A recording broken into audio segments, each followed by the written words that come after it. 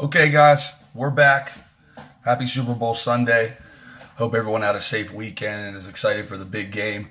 I appreciate all the feedback that I got and all the knowledge that a lot of people have reached out and kind of given me pointers on what I could do better and everything. This is episode 2. It is Super Bowl Sunday. It is Sunday, February the 3rd. Pats Rams tonight. Who you guys got? It's going to be a good game. Brady's in it every year. Pats have been in it. Seems like every year, forever now. Rams spent a lot of money this offseason to get a really loaded team. This is going to be a much shorter video because I'm looking at my list here. We've only got 5 nationally televised college basketball games leading up to the big game. So we're just going to touch on those real quick. This is going to be a fast episode 2 because I'm sure you guys, as of myself, we also all have a lot of things we need to do today for the big game. First game I got on my list here is at 9 a.m. It's on ESPNU. It is Wake Forest and Clemson. College basketball. This is a toss-up. Be careful with this. Wake Forest isn't very good. Clemson's decent at home. Big line, though. They're laying 14. No feelings there, so bet at your own risk.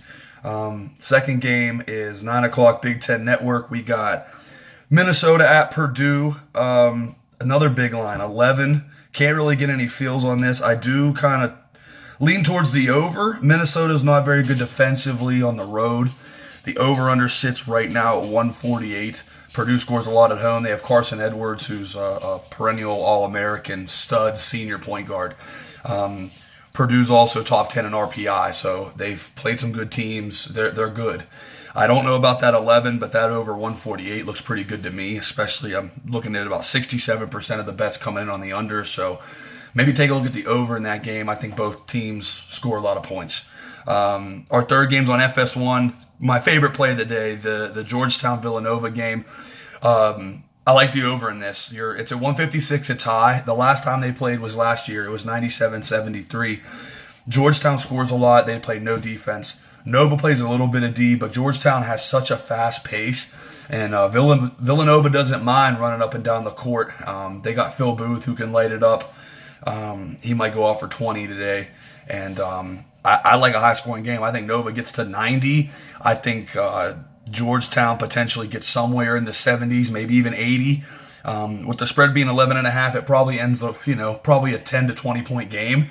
So yeah, I mean, Nova gets to 80, Georgetown gets to 70 at least. I like this game to be 160 something, and you can get it at 156.5. So I'd go take that over. That's something to maybe stack up on to build up your bankroll up, leading up to the big game. Because I know a lot of you guys are probably going to do prop bets. You're in Super Bowl blocks. Probably going to bet the game too. So if you want to build up your bankroll, that's a really good game to look at. The over and the total. East Carolina, UConn, no clue. This game's at 11 o'clock on ESPN News. I have no clue about this game.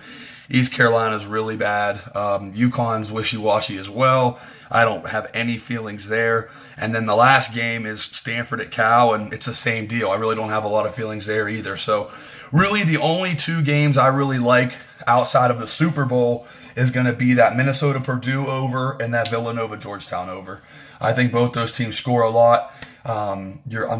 Both games you're looking at a lot of action on the under.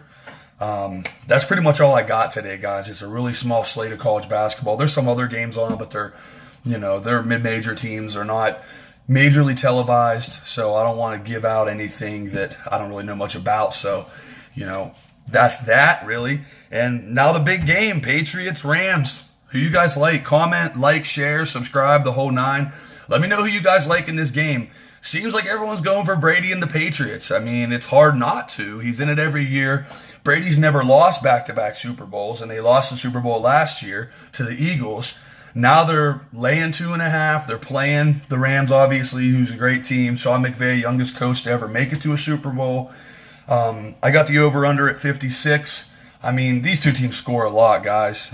There's no telling how many points are going to be scored. I don't have anything crazy. I'm leaning Rams just because everybody is taking the Patriots.